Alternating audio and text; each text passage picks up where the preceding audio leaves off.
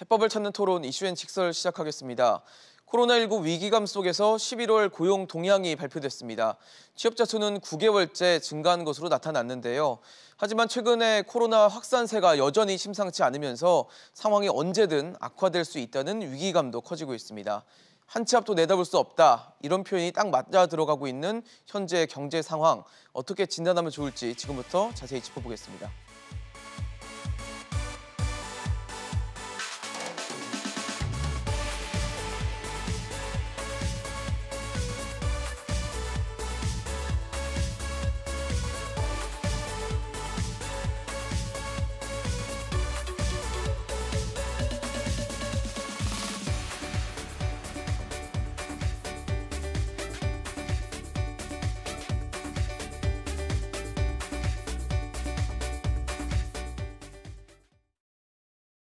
네, 오늘 함께해 주실 세 분 소개하겠습니다. 서울여대 경제학과 이종욱 명예교수, 상명대 경영학부 서지용 교수, 현대경제연구원 주원경제연구실장 나오셨습니다. 어서 오십시오. 예, 안녕하세요. 반갑습니다. 네, 11월 고용 동향이 발표가 됐습니다. 저희 걱정이 좀 많았는데 일단 취업자 수는 지난해 같은 달, 그러니까 1년 전보다 55만 명 넘게 늘어나는 것으로 나타났습니다. 9개월째 증가세를 이어가고 있는 상황인데 아무래도 최근에 들어서 오미크론 변이에 대한 걱정이 있고 오미크론 변이가 발견된 게 11월 말이잖아요. 예, 그러다 그렇죠. 보니까 이제 이게 제대로 반영이 됐을까에 대한 우려가 있는 거거든요. 고용 동향이 보통 매달 이제 15일 낀 그 주에 조사를 맞아요. 발표를 하기 때문에 그 시기랑 안 맞으면서 오미크론 영향이 반영되지 않은 지표라는 생각이 좀 들어서 이걸 어떻게 봐야 될지 좀 궁금합니다. 사실은 오미크론이 반영이 안 된 상황에서 지금 이제 우리가 코로나19로 해서 가장 영향을 많이 받는 업종은 도소매, 그렇죠. 그다음에 숙박음식 아니겠습니까? 그렇습니다. 대면 거래로 해서 주로 이루어진 부분인데 맞습니다. 그게 이제 10월 달 같은 경우는 고용이 한 9만 명 정도가 줄다가 11월 달에는 지금 20만이 넘게 줄었거든요. 도소매업과 숙박음식 전부 이제 우리가 고용 동향에서 네. 그러니까 사실 정부 입장에서는 서비스 산업이 뭔가 좀 회복될 것 같다고 생각했는데 오미크론이라는 것이 반영 안 된데도 불구하고 그 대면 거래에서 주로 움직이고 있는 도소매와 숙박에 고용이 이렇게 많이 감소한 부분에 대해서는 예. 아직도 도소매 거래를 하는 사람들은 상대적으로 불안감을 느끼고 있다. 그렇죠. 그렇게 하니까 사실 우리나라 정부 입장에서는 도소매하고 숙박 음식점의 서비스 산업이 좀 살아나야 네. 4, 4분기 경제 성장이 좀 힘이 생길 건데 그렇죠. 지금 이 부분에서 정부가 상당히 힘들어할 것 같습니다. 우리 홍 부총리께서도 예. 방역이 경제다라고 이렇게 하는 이유가 도소매가 살아나야 올해 경제에 4%를 좀 갈 건데 그러니까요. 지금 이제 그 도소매를 하시는 분들이 느끼는 체감도는 전혀 다른 것 같습니다. 그렇네요. 예, 예, 지금 예.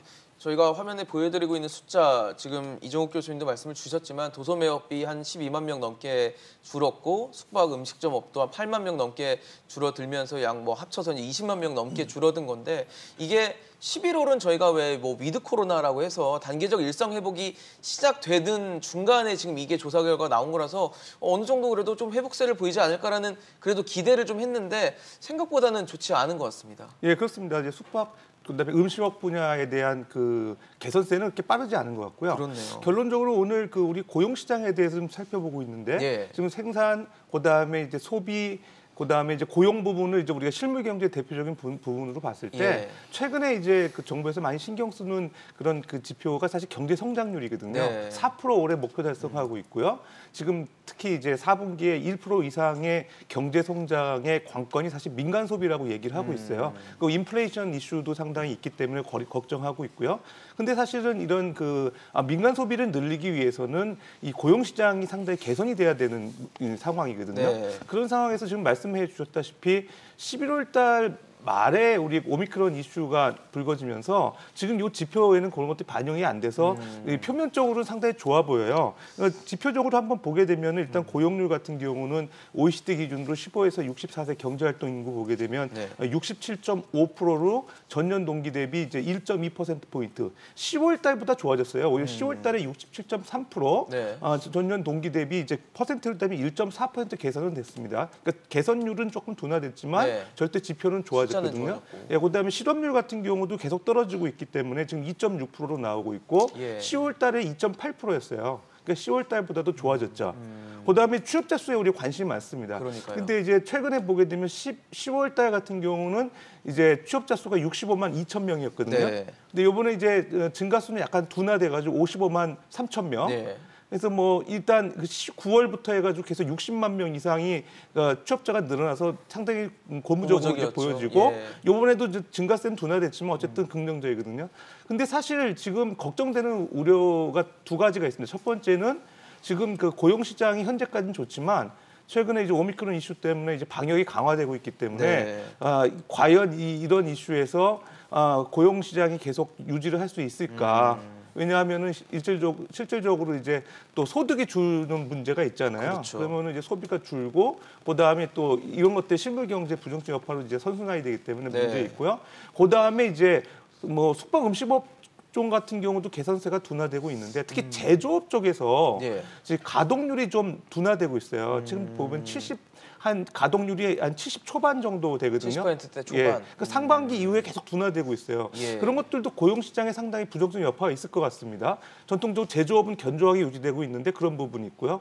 마지막으로 수출도 좀 얘기하겠지만 수출은 상당히 좋지만 수출 물량의 증가세가 상당히 둔화되고 있는 거. 수출 물량. 예, 환율이 상당히 원달러 환율이 높아짐에도 불구하고 네. 수출 물량이 증가세가 둔화되는 네. 거는 좀 우리 경제에 상당히 좀 우려할 만한 내용이 아닌가 생각됩니다. 그러니까 사실 표면적인 숫자 뭐 55만 명 이상 늘어났다라는 것 자체는 뭐 상당히 그래도 좋은 지표라고 할 수 있지만 막상 뚜껑을 열어보고 세세히 좀 살펴보면은 좀 걱정되는 이슈들이 있고 그 중에 하나가 역시 이 도소매업과 숙박 음식점업에서 이제 취업자 수가 줄어드는 측면들 그리고 자영업자들 고용원 없는 자영업자들이 늘어나고 이런 부분들이 이제 코로나 19의 직격탄을 맞은 증거들이 계속 이어지고 있다라는 증거로 볼 수 있을 것 같은데 실장님 보시기에는 걱정할 만한 부분이 좀 많다라고 보세요. 어떻게 보세요? 가장 큰 포인트는 이제 11월에 우리가 위드 코로나를 시작을 했기 때문에 그러니까요. 뭐 경제 지표나 고용 지표가 상당히 좋아져야 될 것이라는 기대를 했었는데 그러니까요. 지금 근데 아니네요. 11월 우리가 고용 지표를 보면 생각보다는 상당히 좀 안 좋은 걸로 나왔거든요. 특히 예. 이제 제조업 같은 경우는 그동안은 이제 감소세를 보이다가 증가세로 돌아선 건 그나마 이제 고무적인데 그게 이제 수출이 잘 돼서이기 때문이고요.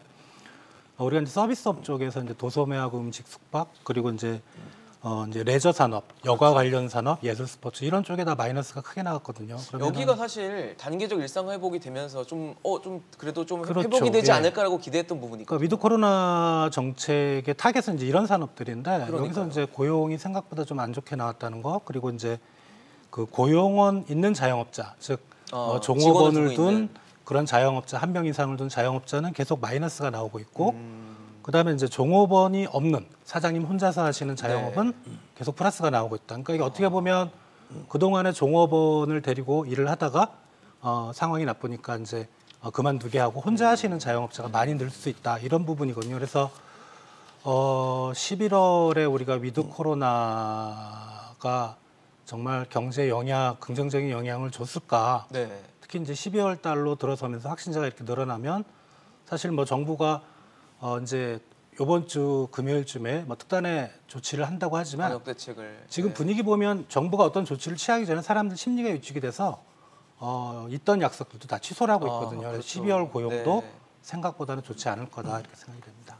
더 걱정스러운 지점들이 생기는 것 같고 지금 뭐 주원 실장님도 말씀을 주셨던 것처럼 고용원을 그래도 데리고 일하던 분들이 고용원을 이제 없이 일을 해야 될 정도로 그만큼 상황이 안 좋아지고 있다라는 지금 숫자들을 시청자 여러분들과 저희가 함께 보고 있는 건데 참 오죽했으면 고용원을 없애면서까지 뭔가 유지를 하려고 했을까라는 생각이 들 정도로 좀 안타까운 지표인 것 같습니다. 예, 사실 우리가 저 지표를 보면서 안타까워하는 것도 좀 이해는 해요. 네네네. 그렇지만 정책 당국이 저 지표를 조금 제대로 좀 이해를 했으면 좋겠어요. 그 말은 어떤 말이냐 하면 네. 지금 비임금 근로자에 속하시는 분들은 임금 근로자로 가는 경우가 거의 없습니다. 그렇죠. 뭐 직장인이 됐다가 자영업자는 가는데 그렇죠, 자영업자 그렇죠. 했다가 직장 가시는 거 드물어서 예. 전체 우리나라 고용 시장을 100으로 보면 한 75%가 임금 근로자 쪽이고요. 네. 비임금 근로자가 한 25% 정도 되는데 네. 그 25%에 있는 사람들의 경우에는 그 자체에 대해서 계속 반복되는 거예요. 이 부분 자체를. 그래서 정부가 저 통계를 할 때마다 저분들의 경우를 어떻게 이 구조조정을 해서도 쉽지 않거든요. 예. 저분들의 경우에. 그래서 저분들의 경우는 또 왜 구조조정이 쉽지 않느냐 하면 자영업자 하는 사람한테 물어봐요. 당신은 왜 자영업자가 됐습니까? 그렇게 물어보면 예. 58%가 내 사업을 하고 싶어서 했다. 내 사업하고 싶다. 하고 싶어 했다. 그다음에 이제 한 33%가 내가 임금 근로를 할 때보다도 내 사업을 하면 소득을 좀 더 많이 벌 것 같다라고 해서 오신 분들이거든요. 근데 이분들이 오셔가지고 그 두 가지 요인이 한 91% 되잖아요. 상당한 기대감으로 볼 수 그렇죠, 있겠네요. 그렇죠. 내 사업하고 더 많이 벌 수 있을 것 같다는 그렇죠. 기대감인데. 기대감을 가지고 오기 네. 때문에 저분들이 저기에서 퇴출되는 게 아니고 저기서 실패를 하면 또 다시 도전하고 또 다시 도전하고 이런 문제가 있는 거예요. 저거를. 그래서 사실 정부가 임금 근로자와 비임금 근로자 자체가 어떻게 생각하면 우리 노동시장에서 말하는 대표적인 분리 시장이다. 그러니까 이쪽에 있는 분들이 이리 안 가고 이쪽에 있는 분은 반면에 임금 근로자는 비임금 근로자로 오지만 비임금 근로자 같은 경우에는 임금을 안 가기 때문에 비임금 근로자의 이 노동시장에 대해서 정부가 네. 좀 더 어떤 뭐 이 부분이 대체로 이제 중기벤처부 소속인데요. 예. 이런 정책에 대해서 좀 구체적인 어떤 정책을 좀 취해야 되지 않을까. 저분들이 이제 다 소상공인들인데 그러니까요. 소상공인들 저분들이 이제 뭐 아까 저게 말하는 92% 그런 기대로 와가지고 코로나19로 인해 가지고 꿈도 못 펼치고 그러니까요. 그용 다 지금 나앉아 있는 상황이거든요. 비만지고 이제 그렇죠. 되는 상황도 있고요. 그렇지. 그러니까 저런 거를 정부가 그냥 통계 숫자만 볼 게 아니라 저분들이 가지고 있는 꿈, 그다음에 코로나19로 인해가 정부가 지금 이제 사회적 거리두기를 강화시키면 또 저분들은 또 이제 유동성이 없어서 그러니까요. 나앉게 되는 문제이기 때문에 정부가 좀 배려를 확실히 해야 될 것 같은 생각이 듭니다. 저희가 앞에서도 보여드렸는데 상용직, 임시직, 일용직에 대한 지표도 좀 체크를 해봐야 될 것 같습니다. 참 이런 부분도 코로나19의 직격타의 흔적이 남아 있는 뭐 수치라고 보여지는데 일단 상용 근로자, 임시 근로자가 늘어나는 것 자체는 그래도 반가운 일인데 일용 근로자 분들이 굉장히 많이 줄었어요. 17만 명 넘게 감소했다는 건 역시 그만큼 뭐 일거리가 없어지고 이러다 보니까 이제 일할 분들도 줄어들 수밖에 없는 현상을 보여주는 게 아닌가 싶거든요. 예, 뭐 양극화가 심화되는 거죠. 예. 그러니까 상용직 같은 경우는 이제 계속 수요가 있으니까 늘어나는 거고, 네. 그나마 임시 근로자 같은 경우도 늘어나서 다행인데 일용 근로자 같은 경우는 이제 일자리가 없어지는 거죠. 그러니까요. 지금 이제 대체적으로 일용 근로자 같은 경우는 자영업 운영하시는 이런 소상공인들에서 아르바이트 네, 하시거나 일을 할 수 있게 하거나 해야 단기 되는데. 일하시는 분들인데. 예. 뭐 말씀하신 바와 같이 고용원 없는 이제 나홀로 사장이 뭐 34개월 연속 이제 증가 계속 하고 있는 거는 일용 근로자의 어떤 숫자가 감소하는 것과 네. 무관치 않아 보이고요. 그다음에 11월 달에 그 고용노동부에서 발표한 노동시장 동향을 보더라도 예. 사실 우리나라 그 고용시장에 대한 통계의 어떤 착시 현상을 조금 살펴볼 수가 있어요. 착시요? 예를 들면 지금 11월 13일 날 그 고용노동부에서 노동시장 동향을 발표했거든요. 네. 거기서 주요한 내용은 뭐냐면 그 구직급여에 대한 그 현황을 보여주고 있는데 네. 최근 3개월 연속으로 그 지급액이 1조 원 미만으로 지급되고 있다는 건 그만큼 이제 고용이 안정적으로 유지되고 있다는 걸 이제 보여주는 지표라고 해서 정부도 최근에 그 이제 기재부에서 네. 발표하는 이제 경제 동향, 소위 말해서 이제 그린북이라고 하는 거죠. 그린북에서 내용을 보게 되면 예. 최근에 이제 고용 시장이 안정되고 수출이 호조세를 이루고 있다. 네. 다만 이제 인플레이션 우려가 있다. 이런 문제를 얘기했는데 네. 고용 시장에 대해서는 상당히 좋게 평가하고 있거든요. 그렇네요. 근데 실제로 보게 되면 11월 노동시장 동향 그 자료를 보게 되면 요거는 상용직하고 임시직 근로자들만 대상으로 해서 분석한 자료지 여기 내가 보면 특수고용직이라든지 프리랜서라든지 네. 자영업자 이런 분들은 수치에서 빠지거든요. 들어가 있지 않아요. 예, 그러니까 사실은 겉으로는 좋아 보이는데 이면을 들여다보면 그게 좀 착시 현상이 있는 거예요. 정말 직격탄을 맞은 예. 영향이 큰 분들은 빠져 있는 그렇죠. 그러니까 오히려 수치가. 수치가 조금 안 좋아지는 게 오히려 과소평가될 수도 있는 거예요. 그러네요. 더 나빠지는 상황이거든요. 그러니까 그런 측면에서 오히려 그런 노동시장 동향이나 고용 상황이나 이런 통계 데이터를 우리가 자세히 좀 이해를 해야 되고, 특히 우리나라 같은 경우 자영업 비중이 높은 나라잖아요. 그렇죠. 그러니까 이런 분들의 지금 안 좋은 상황들이 노동시장에 반영됐을 경우 수치가 더 나쁘다. 그걸 좀 우리가 판단해서 봐야 될 것 같습니다. 그렇습니다. 그러니까 숫자로 보여지는 것들이 좋아질 수는 있는데 이게 실제적으로 체감하는 것들은 더 안 좋은 지표가 될 수 있다라는 생각이 들고, 거기서 또 착시가 발생하는 부분들이 판단착오로 이어지지는 않아야겠다는 생각이 좀 드는데, 말씀을 주신 것처럼 실업급여 같은 경우도 최근에 뭐 석 달 정도는 1조 밑으로 떨어지면서 고용시장이 좋아지는 것인가에 대한 얘기도 있었고, 고용노동부에서는 코로나 전에 고용시장의 어떤 좋았던 고점보다 거의 한 99.9% 회복됐다라고 얘기를 하면서 고용시장이 그만큼 좋아졌나에 대해서도 의문이 좀 드는 지점들이 생기는데, 실장님 보시기에는 어떠세요? 이런 숫자들을 봤을 때는 여전히 걱정할 만한 지점들이 있는데 자꾸 회복됐다고 하니까 좀 현실과의 괴리를 좀 느끼게 하는 지점인 것 같거든요.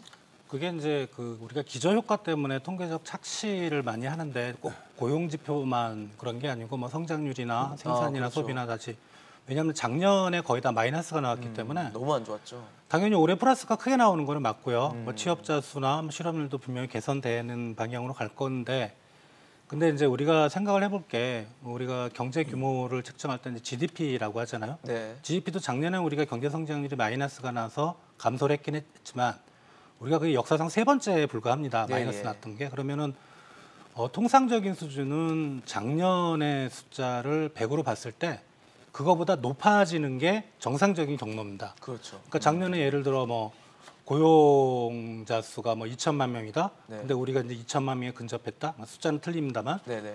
그게 예를 회복이 된 들면? 건 아니거든요. 그러니까 2천에서 어느 정도 플러스가 된 한 2,100 이 정도가 돼야 고용시장이 본격적으로 회복이 됐다고 말할 수 있거든요. 그러니까 그래서 플러스가 되긴 했지만 이게 사실 정상화를 가는 거지 그렇죠. 더 그러니까 좋아졌다라고 보기에는 좀 과도한 평가라는 거죠. 그렇게 해석을 하면 절대 안 되는 거죠. 예.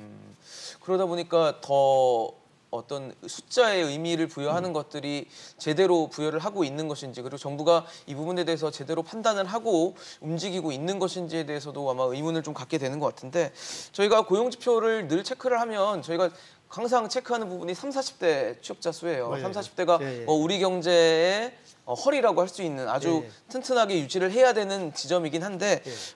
이번 11월 고용동향에서도 30, 40대 취업자 수는 좀 줄어든 것으로 나타났습니다. 그만큼 좀 걱정이 되는 요인이고, 그런데 정부에서는 그런 얘기를 많이 해요. 인구 감소를 많이 의유를 드는 것 같더라고요. 인구가 많이 줄었기 때문에 취업자 수도 줄었던 거지, 실제적으로 뭐 고용률이나 지금 보시는 부분들은 늘어났다라는 얘기를 하는데, 이건 어떻게 봐야 되는 게 맞습니까, 교수님?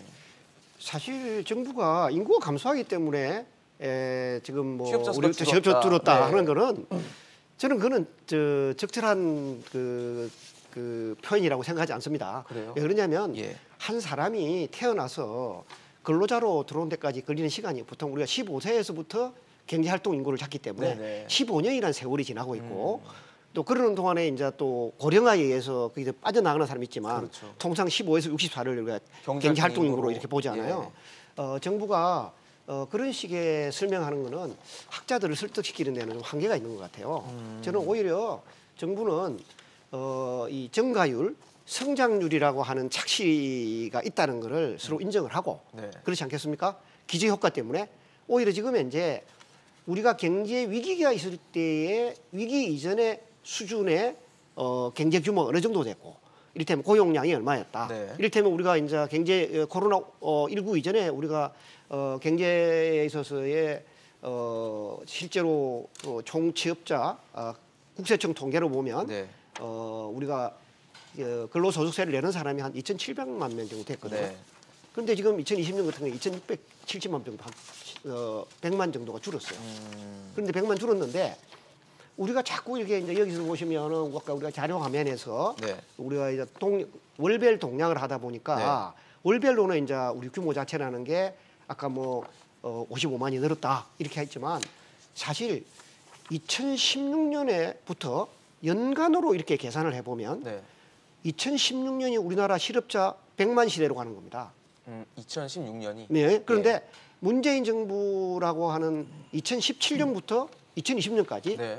실업자 100만 시대가 계속 늘어서 2020년에는 110만까지 온 거예요 지금. 아, 실업자 수가요? 수가요. 그래서 우리 한국의 역사상 실업자가 연간 단위로 110만이 된 게 2020년이거든요.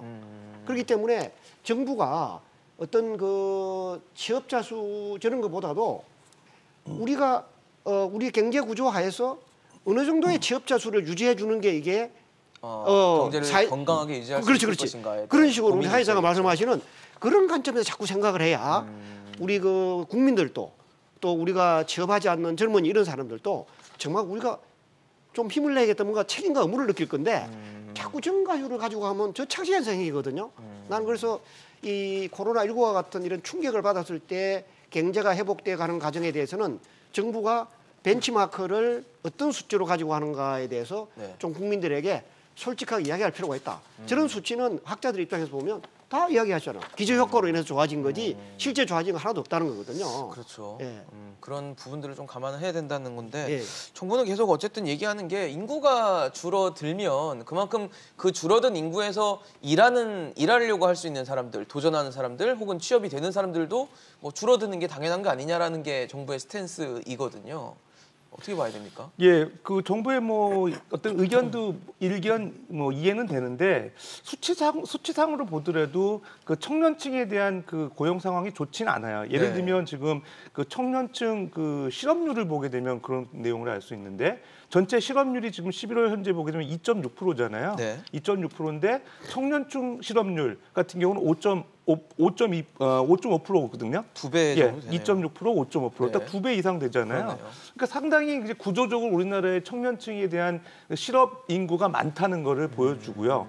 특히 이제 그 정부가 또 청년층에 대해서 고려하는 지표가 뭐냐면 구직 단념자, 그 지표인데요. 네. 최근에 좀 줄긴 했어요. 근데 구직 단념자라는 게 비자발적 실업 인구라고도 볼 수 있는데, 그러니까 취업이 잘 안 되니까 아예 포기한 어쩔 수 없이 인구들이 많은 포기하는데. 거잖아요. 그게 어떤 청년층의 대표적인 그 지표거든요.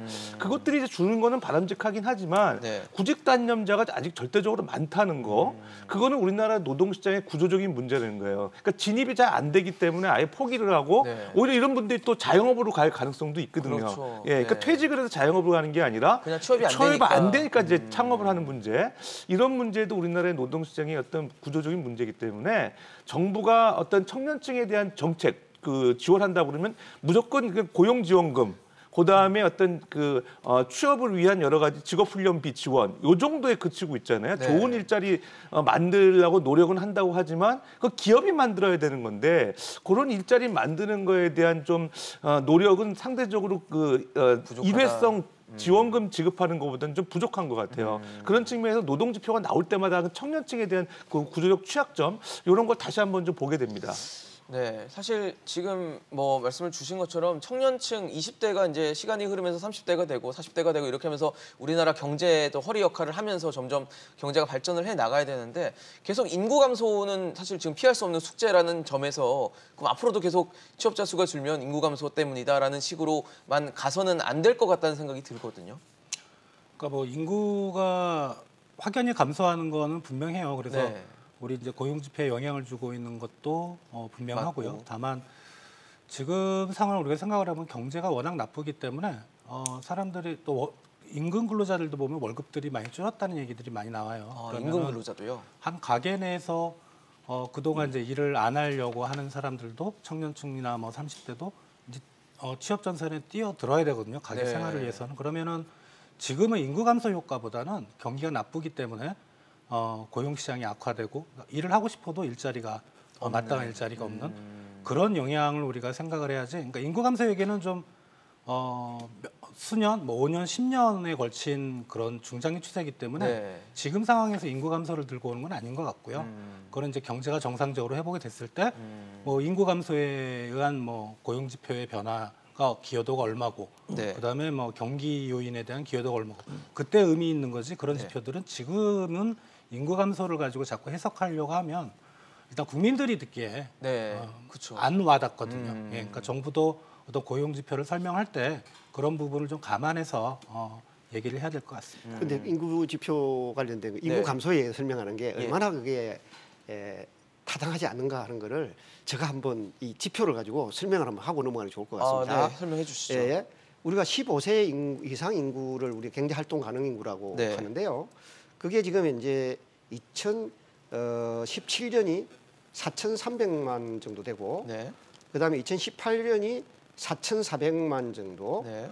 그다음에 2020년이 4,478만 5천이에요. 저 우리 문재인 대통령이 처음 집권하실 무렵에가 2,774만 8천 명이었거든요. 그러니까 저 경제 활동 인구가 얼마냐면 4,393만 1천 명이었는데 네. 지금 2020년 연간 지표로 얼마 나오면 4,478만 5천 명이 나오는 거예요. 늘어났죠. 늘어났잖아요. 그다음에 뭐냐면 또 말이 안 되는 게 그럼 경제 활동 인구를 제가 있느냐? 인구가 당연히 경제 활동 늘었겠죠. 문 대통령께서 집권하신 2017년에 경제 활동 참여 인구가 2,774만 8천 명이었어요. 네. 그런데 2020년에 얼마냐? 2,800만입니다. 인구가 줄었습니까? 그러니까 일하고 싶은 사람 더 늘었죠. 이것도 늘어났네요. 늘어났잖아요. 그러니까 그렇게 말씀하시면 안 단순히 된다. 인구가 감소하는 추세 때문에 고용 시장이 타격을 입는 거다라는 식의 얘기는 좀 맞지 않는다는 이게 얘기죠. 보통 그건 우리 15년 일한다는 거라니까. 출생해서 중장기 올 때까지가 적으로 15년 봤을 타임인데 지금 현재 한번 보시면 아까 우리 서 교수 이야기했지만 우리 보면은 30대의 그 취업자가 계속 줄어들고 있거든요. 10월 달까지 줄었어요. 그런데 30대의 이분들이 일자리를 못 가지고 있으면 네. 과연 40대, 50대의 일자리를 가지기가 쉬울까요? 그럼 우리 이제 경제학자들은 이런 이야기를 합니다. 한 번 실업 상태가 되면 그다음 일자리를 못 하는 사람들을 우리가 실업의 이력 효과. 우리가 연못에 돌을 탁 던지면 이 물파구리가 쫙 퍼져서 가해까지 가잖아요. 네.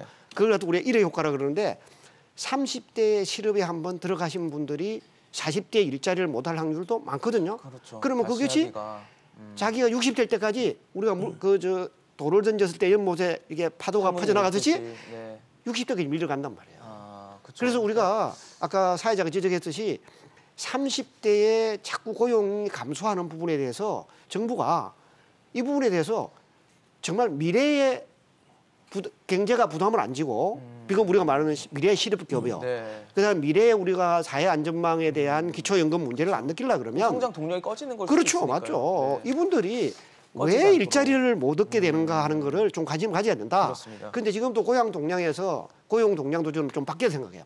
왜 그러냐?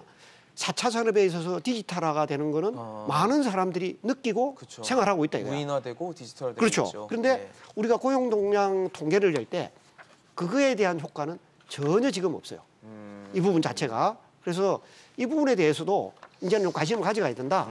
그렇습니다. 그런데 기술에 관련된 내용은 R&D를 연구하는 기관에서는 발표를 해요. 우리나라에 지금 현재 기술 수준으로의 고용 구조가 어떻게 돼가 있다. 그런데 고용 동량할 때는 전혀 반영이 안 돼가지고 기술과 고용 시장 자체가 갭이 있습니다. 이제 좀 다른 측면을 보이는 측면들을 지금 지적을 해주시는 예, 건데. 예, 예. 그래서 30대에 있는 부분을 그런 쪽 갭 있는 쪽으로 좀 그렇죠. 우리가 근본적인 이게 좀 대책이 좀 필요하다. 그렇죠. 정부 대책이 네. 필요해요 지금. 네. 알겠습니다. 사실 지금 저희가 굉장히 좀 11월 고용 동향이 뭐 숫자적으로 좋은데 내용을 좀 들여다보면 좀 걱정되는 지점들이 있다라는 말씀을 드리고 있는데 조금 더 좀 송구스럽지만 더 걱정을 해야 될 것 같아요. 지금 11월은 앞서 말씀드린 것처럼 위드 코로나, 그러니까 단계적 일상 회복이 진행되는 와중에 고용 동향을 조사한 결과가 지금 이런 상황인데 지금 12월, 그러니까 이번 달 고용 동향이 이제 다음 달에 발표가 되면은 더 걱정이 되거든요. 오미크론의 영향, 그리고 그걸로 인해서 확진자가 뭐 7천 명대까지 지금 나오고 있는 측면들, 거기다 지금 정부가 방역을 또 다시 사회적 거리두기 단계로 강화하는 측면들에 대해서를 강화를 할 경우에는 12월 고용 시장은 과연 11월도 이런데 12월은 얼마나 또 심각해지는 것인가에 대한 걱정이 좀 되는 것 같거든요. 일단 그 아까 말씀드렸던 생산, 소비, 그다음에 고용 부분에서 소비가 위축이 될 가능성이 있죠. 그렇죠. 일단은 이제 자영업 하시는 분들은 소득이 이제 줄게 되니까 네. 소비가 줄고요. 그다음에 고용 시장에도 이제 직접 타격이 있을 것 같아요. 특히 이제 단기 일용직 알바 하시는 분들이 많이 숫자가 줄고 그렇게 되면은 이게 사실 고용 시장의 여파가 안 좋게 나타날 가능성이 있습니다. 그래서 예. 지금 오미크론 그 이슈 때문에 이제 그 정부가 특별 방역 대책이라고 그래가지고 가장 눈여겨 볼 만한 거는 이제 방역 패스잖아요. 네네. 이제 계속 논란이 되고 있죠. 그리고 그게 사실 어떻게 보면은 이제 청소년들이 많이 이용하는 뭐 도서관이라든지 네. 이런 학원들에도 이제 적용이 된다고 하니까 상당히 이런 쪽에 종사하시는 자영업하시는 분들은 타격이 있을 거예요. 그러니까요. 그러니까 뭐 아까 말씀드린 바와 같이 계속 그 사업 볼륨을 줄여 나갈 거고요. 그럼 고용은 덤쳐야 더 안 좋아질 거고요. 그런 문제가 있고. 실제적으로 우리나라 이제 올해 그 경제 성장을 정부가 4%를 자꾸 강조를 하고 있고 해외 어떤 리서치 기관에서도 OECD나 IMF 같은 경우 뭐 4% 가능하다. 특히 이제 ADB 아시아 기반은행 같은 경우도 네. 9월달에 이제 4% 가능하다고 봤거든요. 근데 그때 평가한 거하고 지금하고 좀 다르다는 거예요, 결이. 그때는 이제 오미크론 이슈가 없었고 대체적으로 위드 코로나 하는 분위기에서 이제 민간 소비가 개선이 돼서 우리가 이제 4% 달성할 수 있을 거다 이렇게 봤는데 네. 정부는 아직 좀 그런 측에서 낙관적인 것 같아요. 아직도 4%에 대한 그 해외 미련을, 기관에 대한 네. 그런 얘기를 많이 하고 있거든요. 현실을 좀 냉정하게 봐야 될 것 같고 일단 고용 시장이 위축이 되게 되면 상대적으로 이제 생산량이 줄기 때문에 전반적으로 이제 제조업 같은 경우도 안 좋고 서비스업 같은 경우도 그런 서비스의 어떤 그 공급하는 절대 시간이 부족하기 때문에 아무래도 이제 고용 시장이 안 좋아질 것 같습니다. 특히 이제 올해보다는 내년이 사실 더 걱정되는 부분도 있어요. 그렇죠. 왜냐하면 올해 이제 어떻게 보면 그 상대적으로 경제 지표는 그래도 작년보다는 개선이 됐고 내년에 오히려 또 그 기조효과 때문에 더 수치가 좋아지는 게 아니라 반대 현상이 생겨서 더 수치가 나빠질 가능성이 있는 거거든요. 오히려 내년도 경제 성장률 같은 게 3%대로 보고 있잖아요. 지금 그 OECD나 이런 쪽에서 내년 경제 성장률 우리 다 3%대로 보고 있기 네. 때문에 내년에 신경을 많이 써야 될 것 같고 특히 12월 달에 이제 그 연말 특수 때문에 소비가 많이 이루어지는 상황에서 그러니까요. 이런 것들이 전혀 이제 지금 이제 이루어지기 어려운 네. 상황으로 가기 때문에 상당히 좀 12월 달 그 경제 지표는 상당히 안 좋은 쪽으로 나오지 않을까 좀 우려되는 측면이 있습니다. 사실 자영업자들 중심으로 연말 특수를 좀 기대하시는 분들이 아마 11월 정도에는 굉장히 좀 있으셨을 것 같아요. 단계적 일상 회복이 진행되면서 이제 우리도 조금은 나아지겠구나라는 기대를 하셨을 텐데 지금 12월에 와 보니까 전혀 또 다른 상황이 되고 정말 특수를 좀 기대하기는 어려운 상황. 앞서 실장님 말씀 주신 것처럼 모임도 취소하고 지금 정리를 하고 있는 상황이기 때문에 그런 부분에 대한 걱정이 뭐 당연히 되고 있고 앞서 저희가 지표를 봤는데도 설비 투자 측면에서 현대경제연구원에서도 그 부분에 대해서 좀 부정적으로 내년을 또 바라보시는 측면들이 보이기 때문에 참 걱정되는 지표들 그런 상황들이 연출되는 것 같습니다. 일단은 뭐 소비가 침체되면은 12월이 문제가 아니고 그게 이제 내년 1분기까지는 우리가 지금 이제 오미크론 얘기를 많이 말씀들 하시는데 네. 지금의 확진자는 오미크론하고는 별 상관이 없고 오미크론이 이제 오미크론 웨이브가 발생하는 시기는 한 달 정도 지나야 확진자 수의 뭐 몇십 프로 정도 돼야 영향을 이제 주는. 그게 그렇다고 생각하면 지금 확진자 수보다는 이제 내년 1월, 2월로 갈수록 확진자 수가 더 크게 늘어날 가능성이 있다는 우리가 생각을 할 수 있거든요. 네, 왜냐하면 10,000명 걱정하시는 분들도 오미크론의 있고 전염성은 델타보다 훨씬 높은 걸로 돼 있으니까. 네. 그럼 12월에 어떤 경제 지표가 나빠지는 것보다 내년 1월, 2월, 겨울철까지는 우리가 어떤 내수 쪽에서는 전혀 고용 지표도 그렇고 네. 뭐 회복에 그냥 전반적인 예. 지표들이 다 악화될 걸로 예상이 되는데 포인트를 하나 좀 말씀을 드리면 네. 제조업이 그나마 좀 선전하고 있잖아요. 고용 이번 10월, 네. 11월에 제조업이 늘어났는데 이게 제조업이 상당히 좀 불안한 모습입니다. 앞에 교수님께서 말씀하셨지만 일단 가동률이 떨어지고 그리고 무엇보다도 이제 올해 설비 투자는 좀 늘었어요. 네. 늘었는데 뭐 대략 한 8에서 9% 정도 설비 투자가 작년 대비 늘어난 걸로 예상이 되는데 이게 내년에는 뭐 국책이고 민간 연구기관이고 다 설비 투자 증가율이 반토막 이하로 떨어질 거다. 그렇네요. 지금 특히 이제 뭐 있죠. 한국경제연구원에서 조사한 바에 의하면 뭐 조사 기업의 한 절반은 내년에 설비 투자 계획이 없거나 뭐 아직 세우지도 못했다. 없거나 세우지 못했다고요? 예. 이게 상당히 좀 제조업에 대해서는 부정적인 영향을 미치거든요. 그럼요. 설비 투자가 없다면 직관적으로 고용도 없는 겁니다. 그러니까 제조업 쪽에서 고용이 창출될 여지가 내년에 상당히 줄어드는 거고 그나마 우리 고용 시장이 좀 버티고 있었던 안전망이라고 할 수 있는 제조업의 고용, 특히 제조업 고용은 우리가 물론 이제 서비스업 쪽에서도 고부가 그다음에 고임금 업종이 있지만은 네네. 우리가 도소매 음식 숙박하면 이제 알바하시는 분들 임금이 상당히 낮잖아요. 그렇죠. 예. 근데 제조업은 정규직이고 생산직이 우리가 생각을 해보면 급여가 상당히 굉장히 임금이 높은, 높습니다. 물론 예. 중소기업들은 낮지만 그런 질 좋은 일자리도 내년에는 우리가 기대할 수 없다. 위험할 수 있다. 그러니까 양과질에서 내년에 고용시장을 우리가 상당히 좀 부정적으로 볼 수밖에 없는 이제 그런 상황입니다. 그러니까 사실 내년이 좀 더 걱정되는 상황이다라는 얘기를 해주셨는데 사실 고용이 영향을 받으면 이게 소득에 영향을 줄 수밖에 없고요. 당연하죠. 그리고 예, 예. 이런 상황 속에서 가정에서 쓸 수 있는 내년에 뭐 대출이자 이런 부분에도 압박이 생기기 때문에 가처분 소득이 줄면서 소비가 다시 또 침체되는 상황이 연출될 수 있는데 이런 상황 속에서 최근에 계속 물가는 굉장히 높게 형성이 돼 있거든요. 뭐 예. 미국보단 낮다라고 하지만 우리도 지금 3.7%까지 월별로 치솟은 상황이 연출되면서 물가는 오르고 소비 여력은 줄어들고 이런 상황이 계속 생기면 뭔가 계속 이 물가에 대한 걱정, 물가가 언제까지 갈 것인가, 일시적일 것인가, 상당히 지속될 것인가에 대한 고민도 할 수밖에 없을 것 같아요. 그렇죠, 맞죠. 지금 우리의 뭐 월급을 받으시는 분들은 다들 이제 월급은 크게 오르지 않을 것 같은데. 네. 내 월급만 오르지 않는다. 내 월급은 오르지. 네. 뭐 특히 오늘 서 교수 계시지만은 대학은 13년째 월급이 동결이잖아요. 그죠?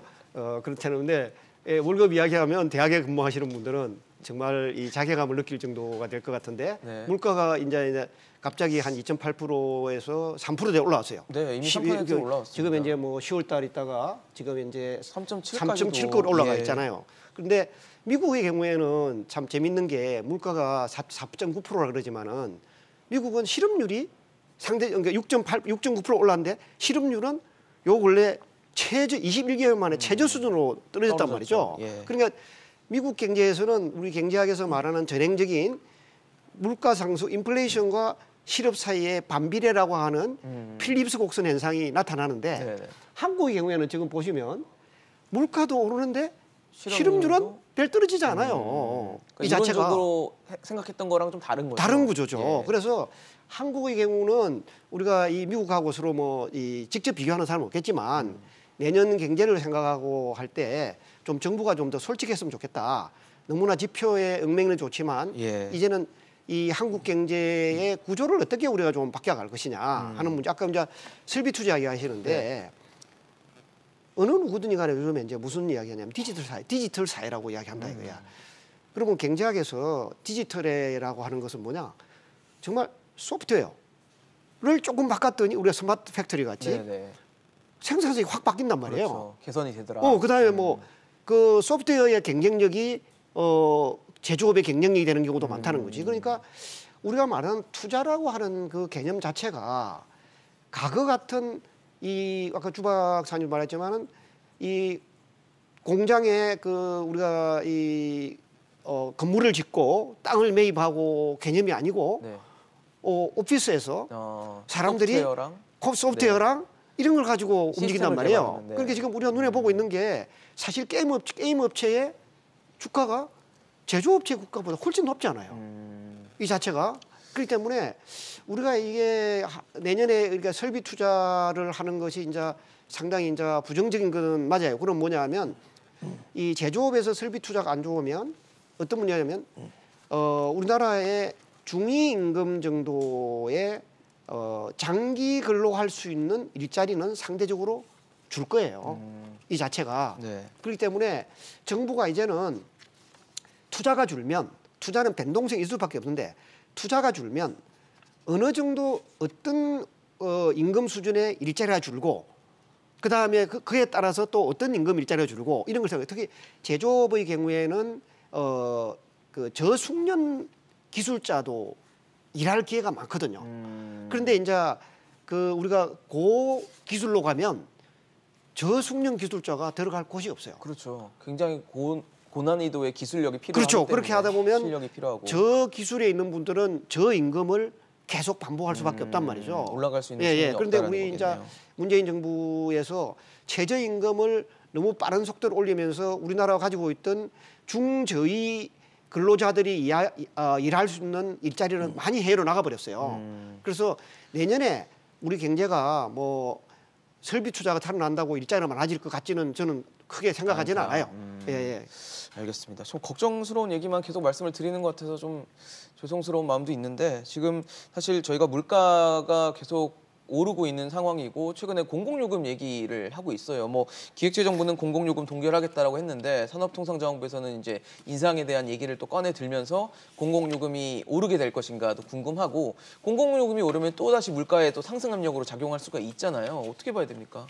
예, 지금 그 기재부 입장에서는 전기요금 뭐 인상을 상당히 네, 부정적으로 뭐 전기, 동결을 뭐 가스, 하겠다 네. 하고 있는데 지금 이제 가스 요금이 좀 이슈가 되는 거죠. 그러니까요. 국제 LNG 가격이 지금 상당히 급등하고 있기 때문에 그동안에 이제 계속 그 소매 요금을 동결을 해왔는데 최근 이제 그 민수용 도시가스 도매 요금에 대한 그 인상 가능성이 제기가 되고 있죠. 산업통상자원부하고 지금 가스공사 입장이 네. 한 10% 인상을 검토하고 있는 것 같아요. 10%요? 예. 근데 정부에서도 약간 저 의견이 엇박자가 나는 게 네.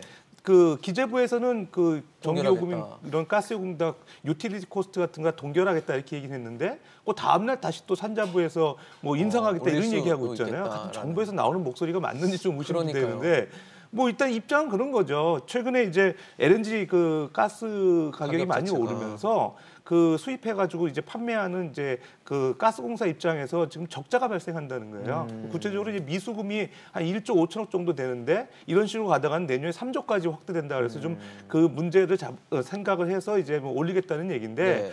어쨌든 이런 가격들이 올라가면은 소비자 물가지수 오르죠. 그러니까요. 근데 사실은 어떻게 보면 우리나라하고 미국하고의 이 소비자 물가를 보는 좀 관점이 틀린 것 같아요. 그러니까 관점이요? 왜냐하면 네.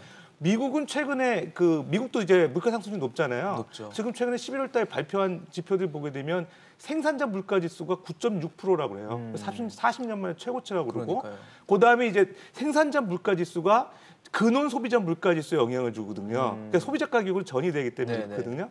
그게 실제로 지금 6.8%예요. 맞습니다. 그러니까 어떻게 보면 우리보다 더블이 높은 거거든요. 그렇죠. 근데 이제 3% 미국은 그 되니까. 문제를 글로벌 공급망 차질에서 찾고 있고 최대한 이제 민간 소비자들이 사용하는 이런 생활 물가는 억제하려고 노력을 하는 거예요. 근데 우리도 결은 비슷하긴 한데 예. 우리는 생산자 물가에 대한 그 데이터가 상대적으로 좀 간과되는 경향이 있어요. 그러니까 우리가 상반기에 지금 4월부터 지금 2%대 소비자 물가 상승률을 유지했거든요. 그렇죠. 그때 정부가 뭐라 그랬냐면은 일시적인 공급망 차질로 인한 그 효과로 인해서 머지않아 그 해결될 거다, 완화될 아, 거다 이런 네. 식으로 얘기했잖아요. 그 당시에도 PPT가 높았거든요, 우리나라도. 근데 그런 얘기를 사실 일시적이라고 하는 근거는 뭔지, 그다음에 생활 물가 지수 또 계속 그 소비가 우리 살아나지 않는 상황에서 또 꽤 높았어요. 네.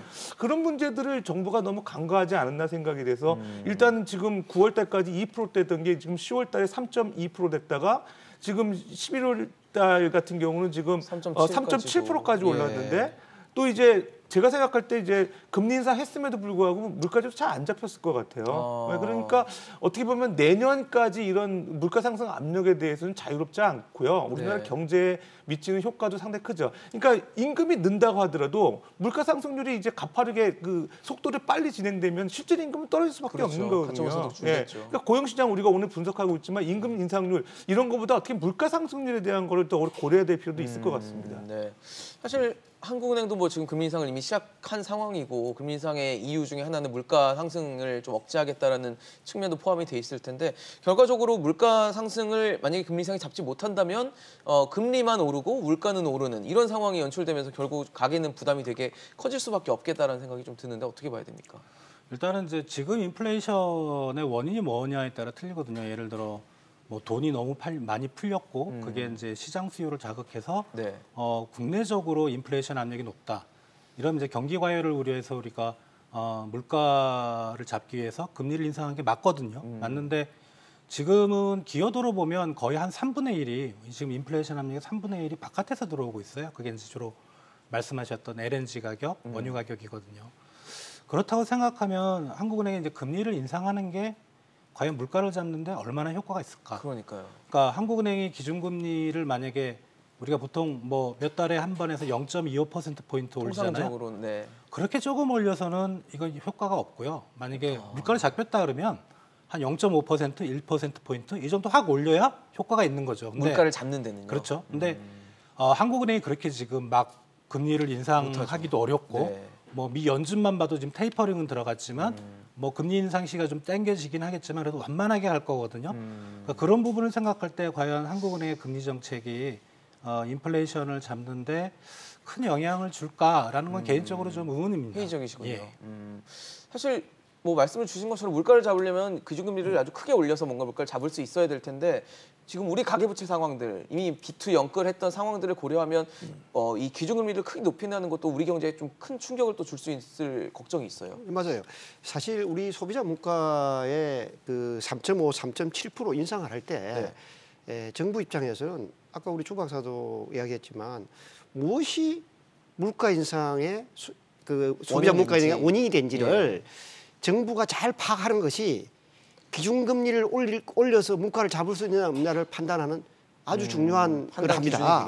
요즘 보면은 부동산 시세 잡겠다고 부동산 실패했는데 부동산 가격 잡겠다고 금리 올리는 거는 연끌하는 사람들, 그다음에 소상공인 돈 빌리는 소상공인들을 정말 내모는 사지로 내모는 거거든요. 그러니까요. 지금부터 한번 보시면 제가 혹시 그런 이야기 될까 한번 제가 자료를 빼봤어요. 네. 우리나라 소비자 물가가 올 이번에 3.2%, 3.7% 이렇게 오를 때 이래 보면 가장 그 기여를 많이 하는 것은 뭐냐하면 공업 제품 부분이 이 3.2에 때는 4.3%, 그다음 공공서비스가 공공서비스 요금이 사실은 2020년 1월 달부터 2021년 8월까지 계속 물가 인상에 소비자 물가에 영향을 마이너스로 줬어요. 마이너스를 계속 마이너스 영향을 준 거예요. 그 8월 달까지 우리나라 물가 인상을 주도하는 거는 농수산식품이었어요. 그렇죠. 그런데 지금 이제 그다음에 뭐냐 하면 공산품 같은 경우도 마이너스에다 약간 올라갔어요. 그런데 사실은 산업통상자원부하고 기재부 사이에 그 공공요금 인상에 관련돼서 이게 그 서로 마찰이 생긴 가운데 하나 가운데 뭐냐 하면 지금 이제 우리는 과거 한 20개월 가까이를 공공서비스 부분에서 특히 전기료 부분에서는 계속 물가 압력에서 마이너스 역할을 했다. 그런데 지금 이제 대외적 요인에 의해서 상승 압력이 생기는데 이걸 반영 안 하면 나중에 뭡니까? 한 번에 확 반영해야 되는 문제가. 그러니까요. 그럼 또 충격이 클 수 있고. 훨씬 더 클 수가 있다. 그렇기 때문에 한국은행이 금리 인상이라고 하는 카드를 내밀 때는 전문가나 우리가 봤을 때 그거 타당하다. 근데 지금 아까 우주 봐서 했지만 그 해외 LNG 가격이 지금 제일 큰 비중인데 전기도 마찬가지거든요. 우리나라에 지금 이제 원자력을 못하게 하다 보니까 석탄과 LNG에 의한 발전이 지배적이다. 전기차까지 가 있으니까. 그리고 LNG 가격이 올라오면 전기료는 당연히 오를 수밖에 없잖아요. 그러니까 전기료를 올리는 게 맞는 거죠. 네. 근데 참 그냥 뭐 쉽게 할 수 있는 부분이 아니니까 아무래도 정부도 고민을 하지 않을까. 그리고 이견이 엇박자가 나는 것도 거기서 좀 얘기가 되고 있는 게 아닌가라는 생각이 드는데요. 일단 오늘 말씀을 여기까지 좀 듣도록 하겠습니다. 11월 고용동향이 발표됐지만 여전히 코로나 확산세는 유지가 되고 있고 오미크론 변이에 대한 충격파는 아직 영향이 반영되지 않은 지표여서 다음 달 혹은 이제 내년이 더 걱정되는 상황인 것 같습니다. 걱정을 좀 많이 하게 되는 말씀을 드려서 오늘 좀 죄송한데 그래도 우리 경제에 대한 좀 충격을 줄일 수 있는 방안을 정부 그리고 또 경제 주체들이 좀 고민을 해야 될 시점이라고 생각이 들었습니다. 오늘 이종욱 명예교수, 서지용 교수, 주원 실장과 함께했습니다. 이슈앤직설 오늘 준비한 소식은 여기까지입니다. 지금까지 시청해주신 여러분 고맙습니다.